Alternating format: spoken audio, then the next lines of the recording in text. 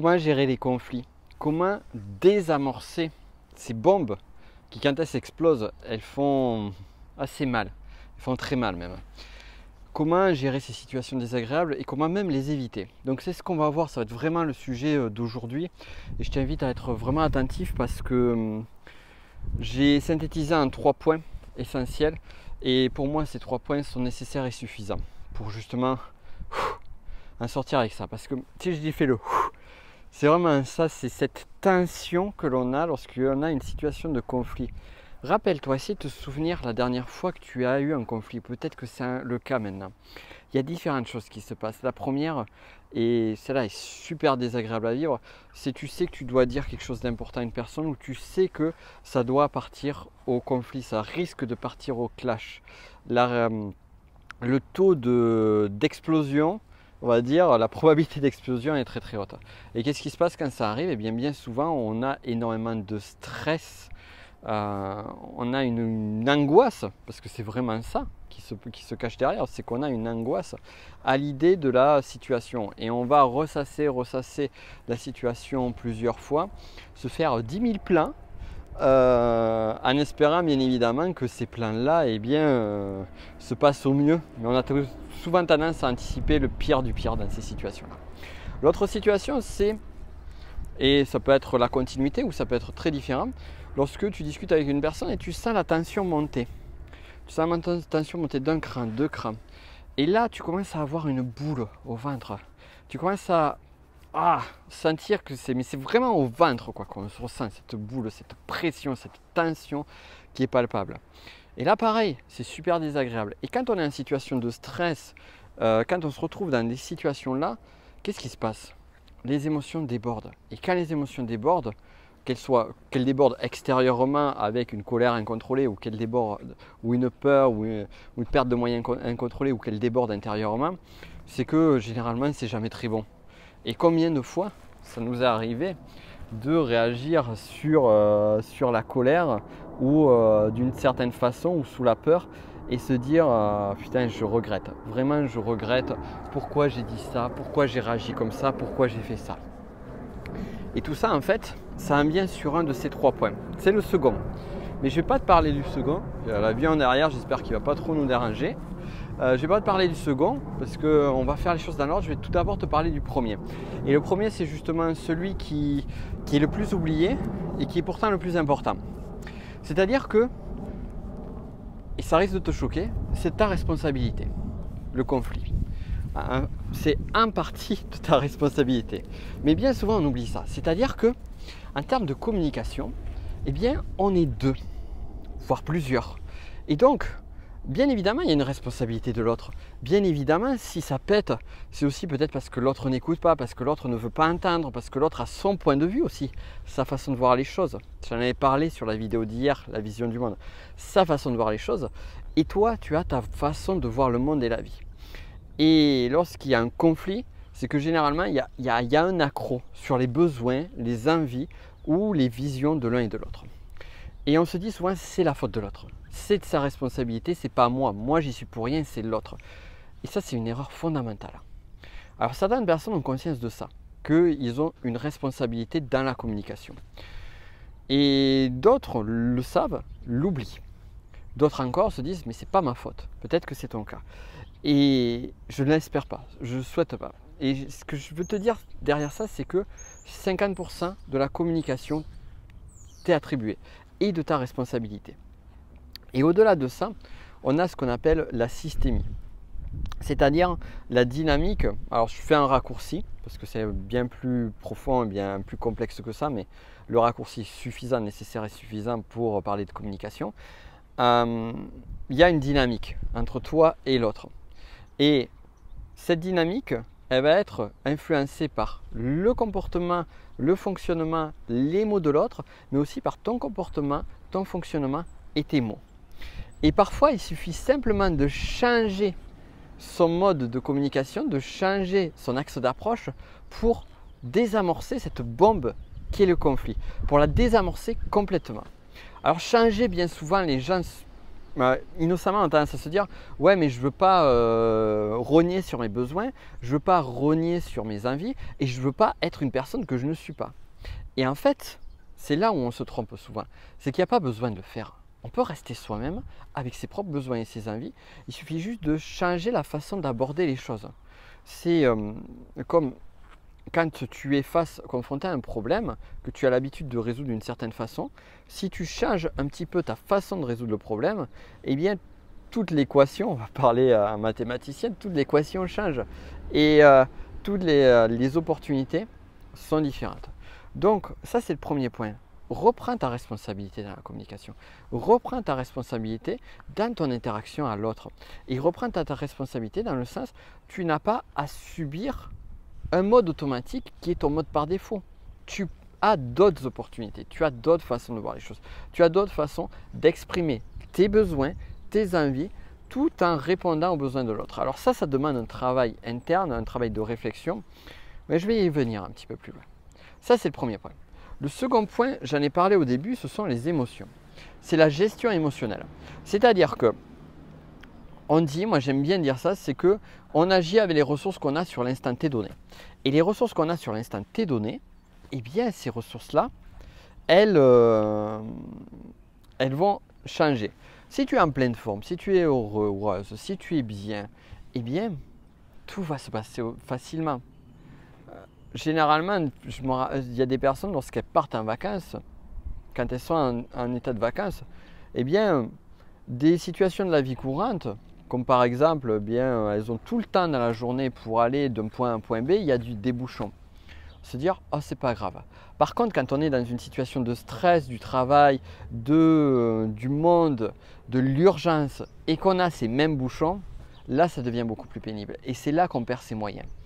Et bien souvent, en fait, notre réaction va être dépendante non pas seulement de nos ressources générales, mais de nos ressources à l'instant T. C'est pour ça que quand on est pris émotionnellement, mais parfois on regrette.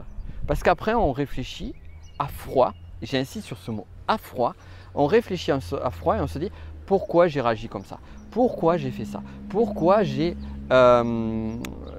dit ça. Mais tout simplement parce qu'on était sous le coup de l'émotion, parce qu'on était sous le coup de la colère, on était sur le coup de la peur, on était sur le coup de la tristesse, on était sous le coup d'une émotion qui a biaisé ou du moins influencé notre jugement. Donc les émotions sont importantes. Si elles sont là, c'est qu'elles ont une raison. Ça je le dis et j'insiste là-dessus. Cependant, il est possible d'arriver à mieux gérer son état émotionnel, de mieux gérer son impact. Et rien que le point de départ, en désamorçant une partie du conflit, va t'éviter également de rentrer dans des émotions désagréables.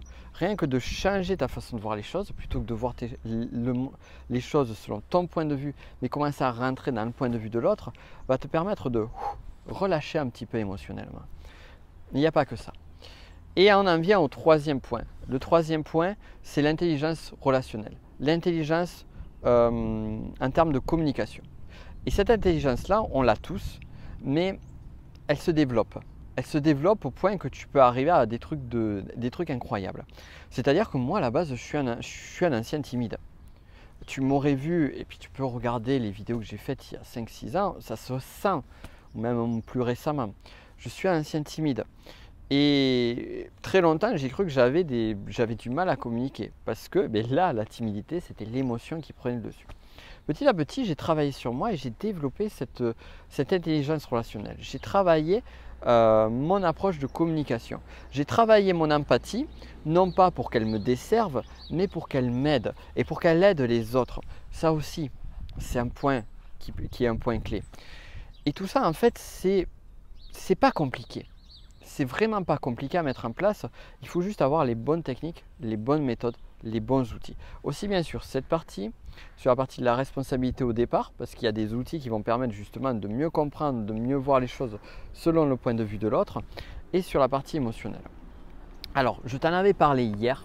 J'ai fait une formation il y a quelques temps qui s'appelle Communiquer avec confiance. Cette formation-là, c'est la seule et unique formation que j'ai faite sur la communication, sur comment améliorer sa communication, sur comment gérer le conflit, sur comment être dans des relations harmonieuses. Et comment améliorer les choses, mais vraiment sur tout le domaine, parce que finalement la communication, c'est pas compliqué de dire sur tous les domaines, puisque la communication on la fait tout le temps. On la fait tout le temps. N'oublions pas que nous sommes des êtres sociaux. Et en étant des êtres sociaux, nous sommes obligés de communiquer. Nous n'avons pas le choix, nous sommes obligés d'interagir. Même pour aller chercher nos ressources primaires, que sont par exemple aller chercher à manger, aller chercher différentes ressources, on est obligé d'interagir. On a besoin les uns des autres.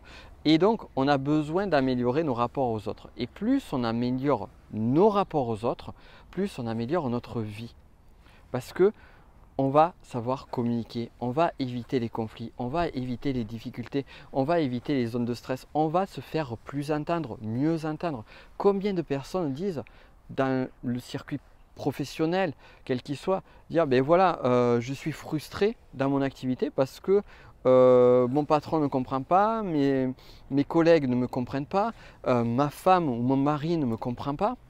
Et finalement, en fait, ça fait des malaises énormes parce que effectivement, c'est de l'incompréhension. Mais de l'incompréhension, si on en revient au point de base, il vient d'une responsabilité qui est aussi la nôtre, c'est de savoir amener les choses, de savoir amener notre mode de communication, de savoir améliorer le message que l'on veut faire passer. Donc, comme je te disais, communiquer avec confiance, c'est une formation qui est la seule que j'ai faite en communication pure. Pourquoi? Parce que j'ai mis tout.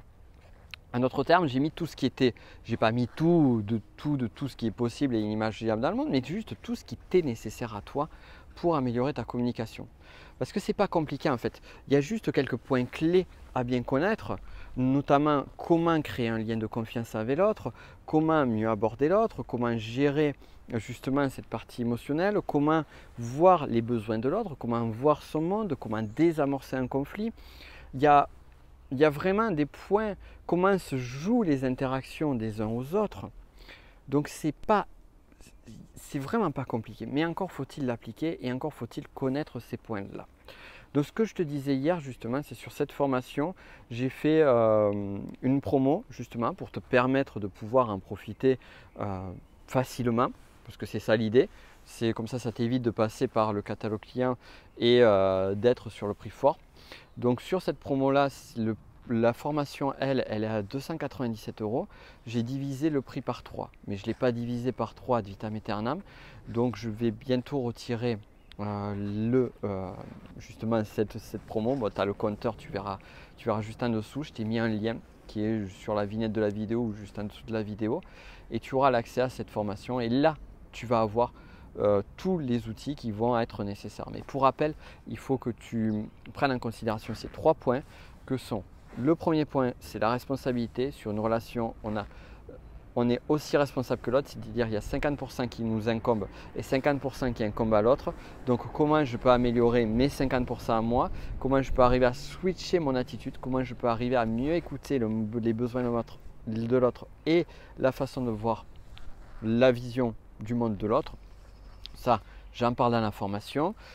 Second point, c'est comment arriver à gérer ses émotions. On a vu que justement, pour gérer ses émotions, il suffit justement d'arriver à réduire, minimiser le climat anxiogène et déjà, ça va améliorer pas mal de choses. Et aussi de prendre du recul sur les choses. C'est pas forcément évident, mais voilà, il y a ce qu'il faut, il y a des outils pour. Et le troisième point, c'est les bonnes méthodes de communication, les bonnes méthodes pour interagir. Et tout ça est dans la formation qui est en dessous. Je crois qu'on a fait le tour. Je pense que déjà avec ça, ça va t'aider à mieux, tout ce que je t'ai dit là, plus le reste, tu as tout ce qu'il faut. Tu as tout ce qu'il faut pour gérer les conflits, pour résoudre les conflits et avant ça, en amont, surtout, pour désamorcer un conflit avant qu'il n'arrive, pour désamorcer cette bombe qui nous pourrit la vie, tout simplement. Voilà.